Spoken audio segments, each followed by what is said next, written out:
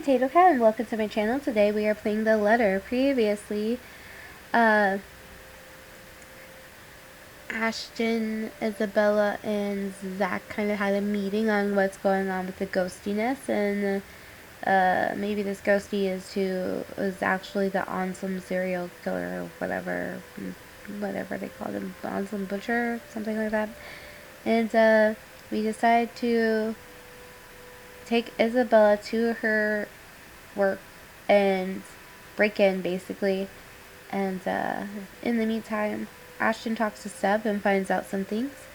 One of those things is that someone died, and now we have all that awkwardness going around, and that's pretty much where we left off. Alright, let's continue. Helping by standing at the door. That's very helpful. Well, you're not exactly letting me in.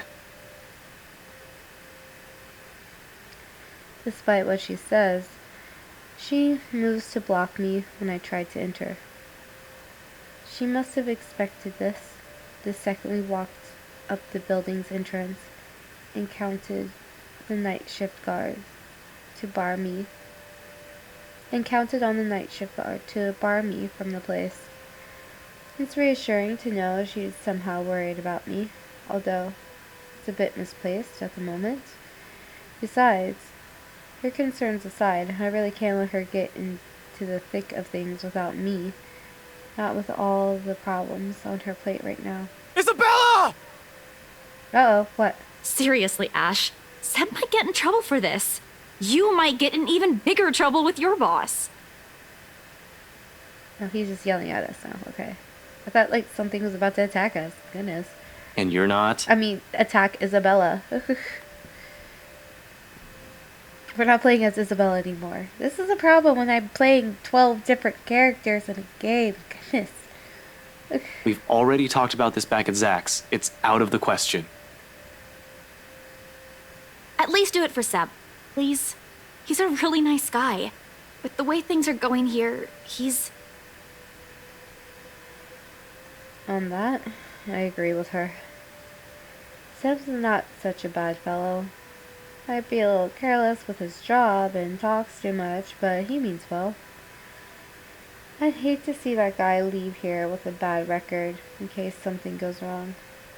However, the anxious look she shoots back the table behind her be an even bigger worry. Did you find something? Aside from what you told me about yesterday? Not yet. I'm not sure. I haven't started going through the files we have in the records room. Just the ones they handed to me in rows. Let me see. Wait, Ash! Isabella, I already promised you that no one's going to get in trouble after we're done here, even Seb. I'll make sure we leave the place clean.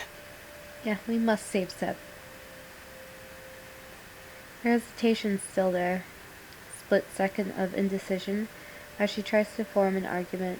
Eventually, when nothing comes to mind, she steps aside. Okay, but we can't take the original files out of this office, clear? Not even a single sheet. We'll just have to make a copy. Don't worry, that's the plan. It appears to reassure her. A nod. Then shortly, she gestures for me to follow. Passing a sea of cubicles, I can't help but take in everything in their office. A force of habit, for the most part. As far as I know, BRC Luxborn used to own this whole building. Offices in several floors, once upon a time, when real estate is still a lucrative business for the company in this side of the country. Then competition showed up, and suddenly everything's not so good anymore. It only got worse as the years went by, or so according to the rumors. Now the branch is just this floor.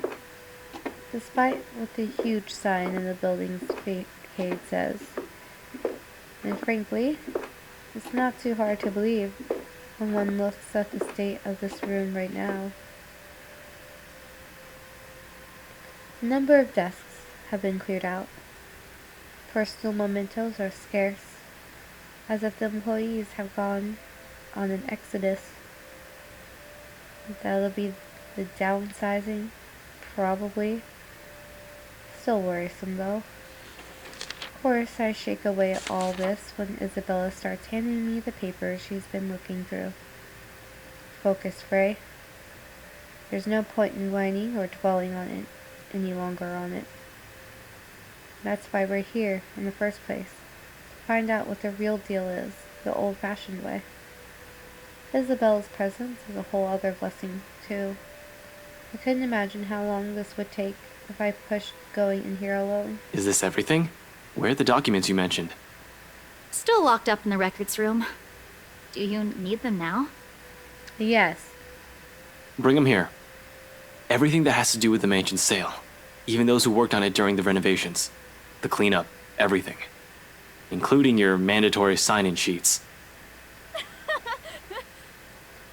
It's not a thing to bring up, but at least it elicits a laugh from her before she heads for the records room. She remembers.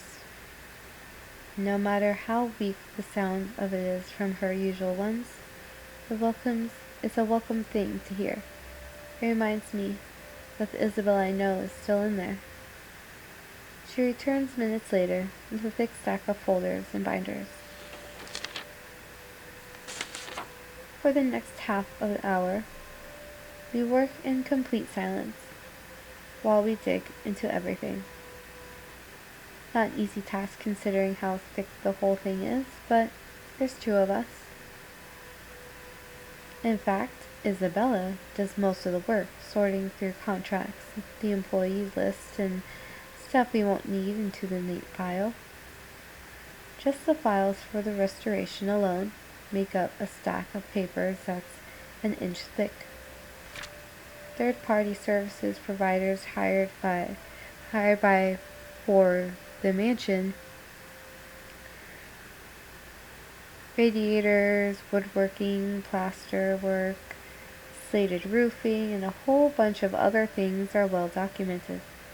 Hell, every single contractor who worked on the project were listed individually, even if they were just there to do the plumbing.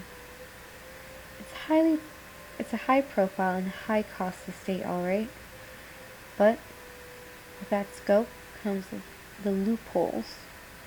Means plenty of room to hide something in if there's something fishy going on. All I have to do is find a pattern, and it doesn't take long. Upon closer glance, despite the original owner's shouldering the renovation costs, it would be surprising if they managed to break even on the Ermengarde Mansion. But with the additional expenses for the open house, the commission for their agents, and the other overhead fees. At one point, the negotiations to get the listed under BRC's name almost broke down too. Some disagreement about the listing price. The owners wanted to be rid of it as quickly as possible, while keeping work at a profitable level. BRC was insisting on a higher amount, double what their appraisal suggested. This, plus the rumor that their branch is closing, BRC Luxborn really is in the red, and the sale of the mansion could have easily been a desperate move to keep the branch afloat. No wonder the final sale happened as fast as it did. Did you know about this? No. They took it off our hands after I submitted the final documents for the sale. I didn't even know until I read this. I'm not sure if Rose did. I've only been given the key to the records room after she... Anyway, my point is, they've kept all the files from me. Rose was the one who compiled everything from our side, and even then, she was probably not aware of this. There's only so much they let us know. After that, they just told us to wait for our commission, and that the legal team would handle the rest. The rumors are true, huh? Seems so. Sheesh, this place is just unlucky, going bankrupt while the rest of the crap is happening. But This isn't what we're looking for. What we need is a who. People aside from Isabella and Cooper involvement in this business with the mansion and how they are now. We can't do much with the outside contractors. They won't be on file.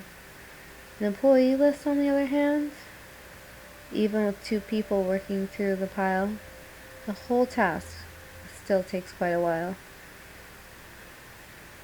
It's a quarter of an hour later when we put down the papers with a sigh and move on to the clients upon Isabella's assistance.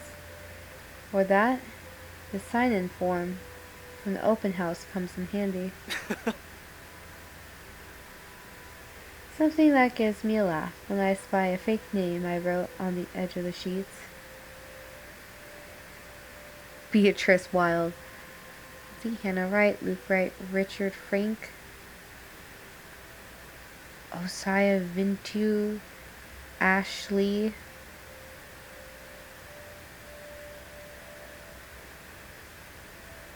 Charles something, Marcy Ty, Lauren Stiles, Madeline Williams.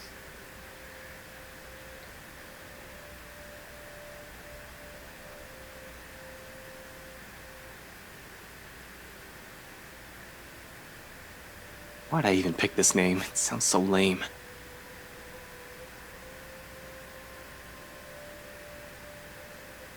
What name? Nothing important.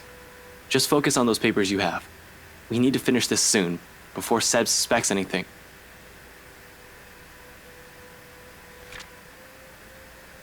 She snatches the paper away before the thought of hiding it occurs to me. Not that there's much secret in it. Isabella found me that afternoon anyways, but still. Ash Lee? I've been careless that day, tailing Luke Wright without confirming where they were headed off to.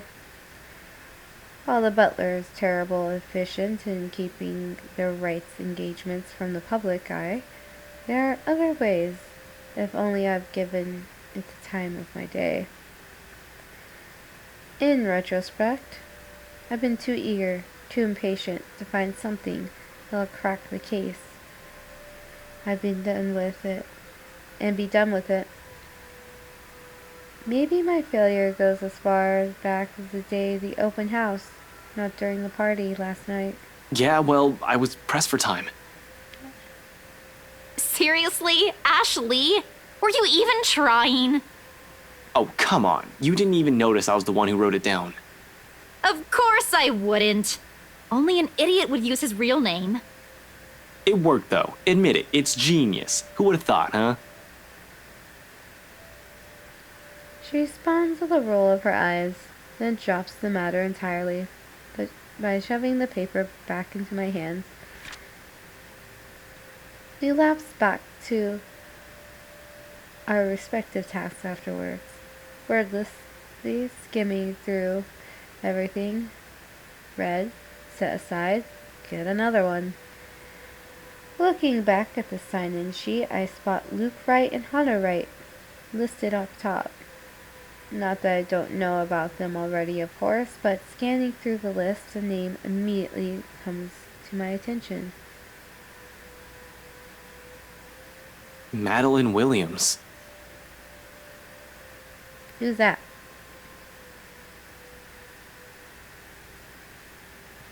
Something wrong? Yeah, what does that mean? Huh? No, just that I remember this girl listed here.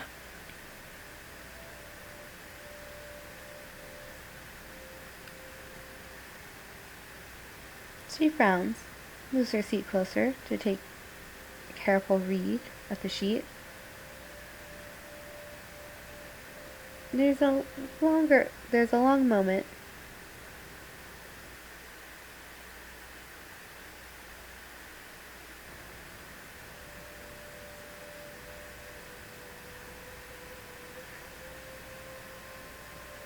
Still can't get over Ashley.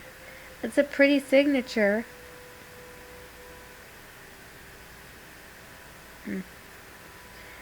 There's a long moment before she speaks up again, but from the way she tenses, she appears to be expecting the worst already. What about her? She was with me, in the group following Cooper, when we toured the upstairs part of the mansion, I mean.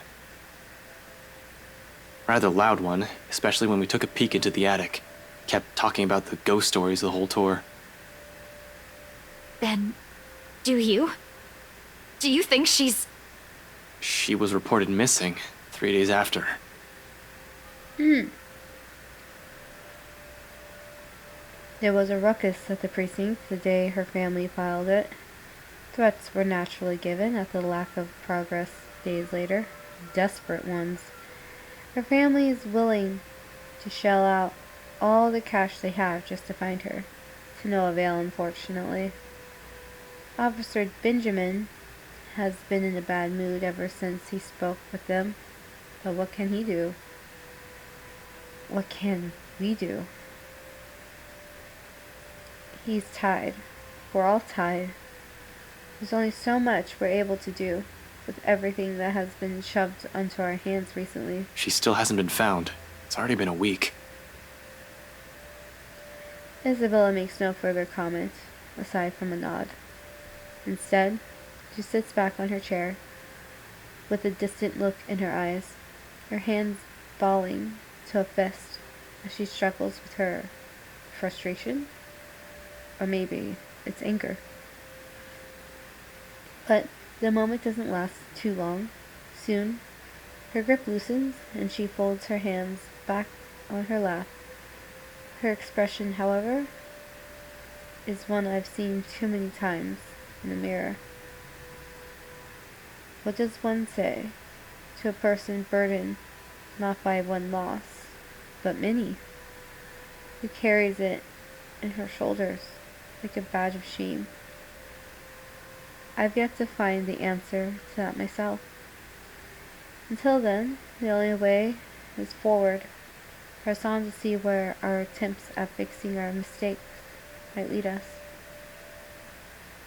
And despite my own doubts, a glimpse of that look on her face is enough reason for me. I can't just give up. There's too much at stake, too much to lose. With a renewed focus, I continue on the third and last sheet. I spot another one, Beatrice Wilde, one I recall from the newspaper obituaries. Died of a heart attack. The letter, correspondence expressing condolence to her family, confirms as much in her files. Passed away at age 74 in her sleep. She's at that age. It certainly could have been a natural death. Right? I'd like to believe so. But 3 more letters turn up when I rummage through the stack, and it leaves nothing more than foreboding feeling in me. They're all addressed to families of clients who have passed away in the past week. Regardless, these go into the pile of things worth looking into after our visit here, along with the Williams info sheet. There are just so many names, so many faces, each one I've seen that day, and here I am wondering if they're all right. It isn't a selfless, though. It isn't a selfless thought that brings the question to mind. Rather, it's the logic that if more of them are still alive, the more people I can choose to question. Nothing's concrete yet, of course. These are just speculations, but we're making progress. Once done with the sign and sheets, I stash it along with the growing pile to my left, and pull out many of the other documents Isabella has already prepared for me. We're working through the employee list now, those who have been assigned to the mansion. Because if Isabella was to be believed, if what she's seen and what happened to Rose Cooper is because of that letter. I need to know everyone who has possibly read it aside from the three of us. They've been noticing strange things too. For all I know, these may have just been terrible coincidence. Although, the thought of that starts to diminish as we dig into the BRC's company files.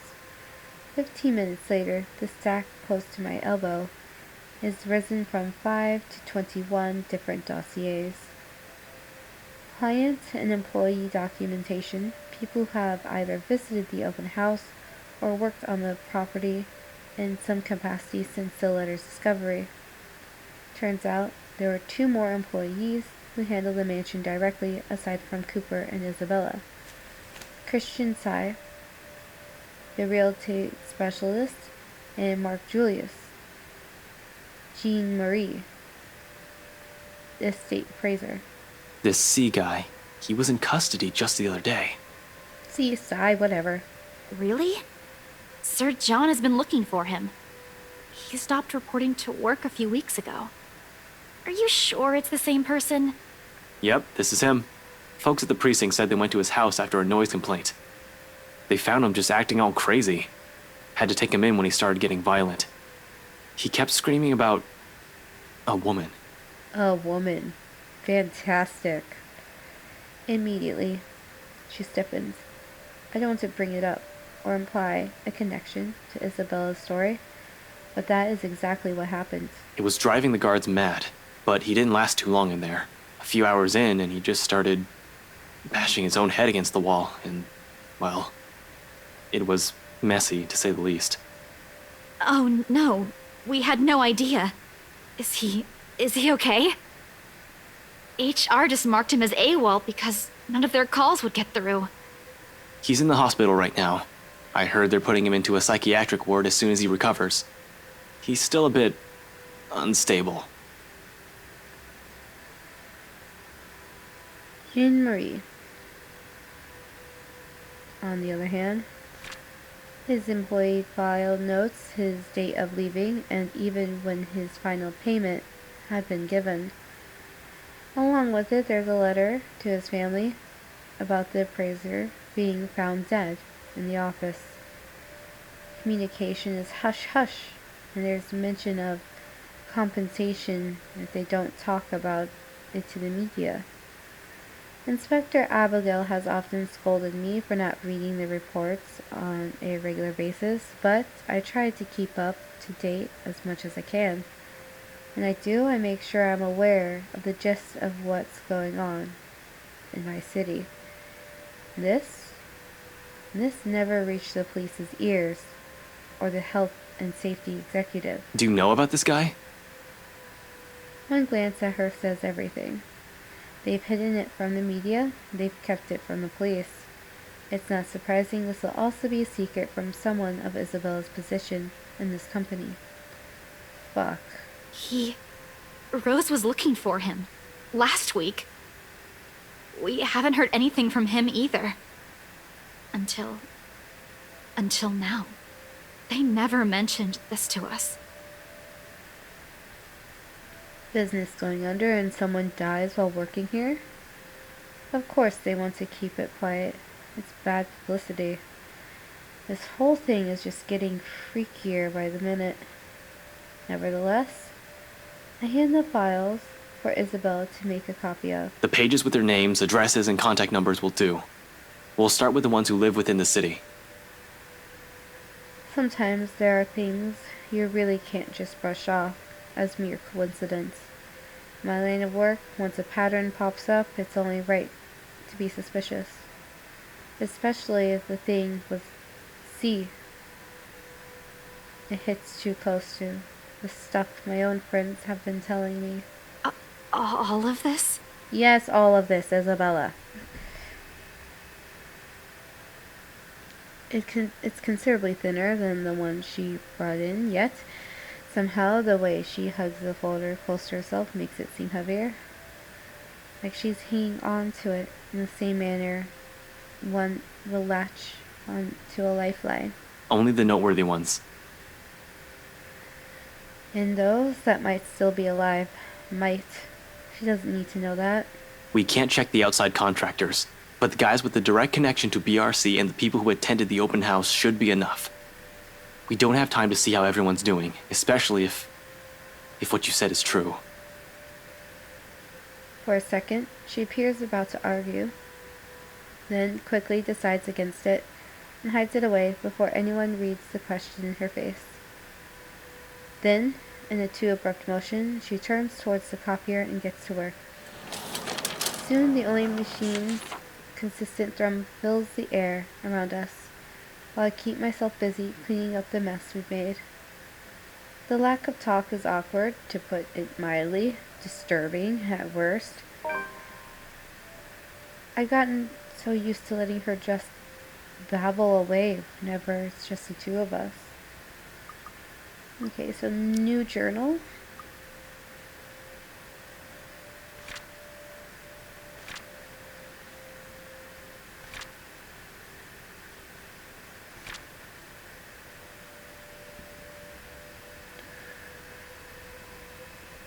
To confirm their suspicions, Isabella helped Ashton break into the Briar Realty Corporation's Luxbourne office at night.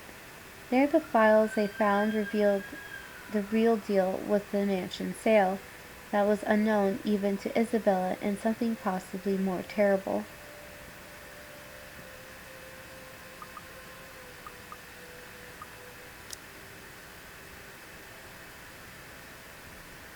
I could tell, however, she wants to do more.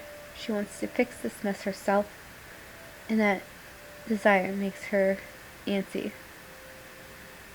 But at the same time, she's learning how not to be impulsive or stubborn, exactly as I've told her yesterday before agreeing to any of this. Or maybe these so-called changes have always been with her. Dire situations have always pushed people to change after all. Although seeing this happen in front of me only makes it difficult to find proper things to say. In the atmosphere this tense and charged, what's left for us to talk about? Certainly not the news.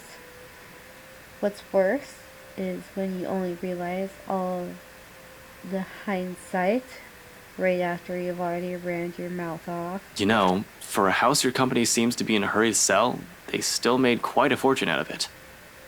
Look at this. 1, 2, 3... 6. Are you sure they're planning to give your entire share for this? This isn't a small amount, especially given the usual cut. And their accounting department isn't in the greatest shape either. Even if they don't, I guess it doesn't really matter to her as much anymore. even if they don't, it's not like someone still needs it. And there's the reason why people don't let me talk.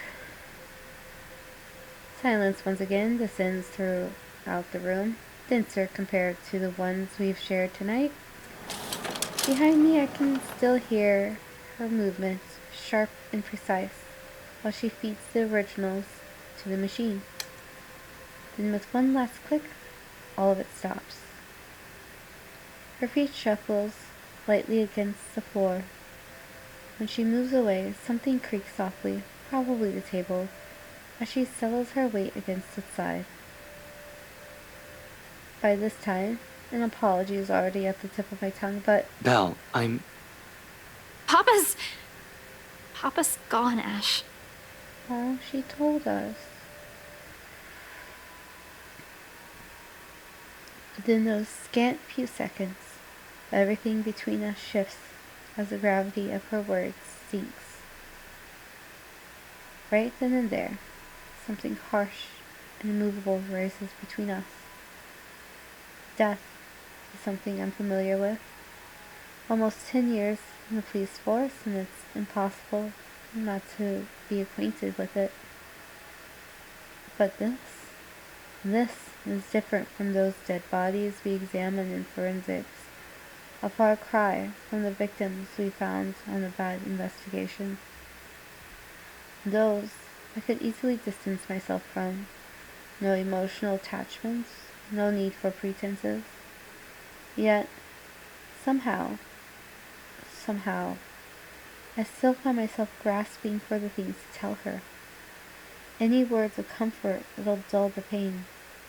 That's because they don't really exist. Honestly, there are no right words in that situation. Just be there, man. Alright. We'll see where this all leads to in the next episode. If you haven't already, like, comment, subscribe. Have a wonderful morning, evening, afternoon.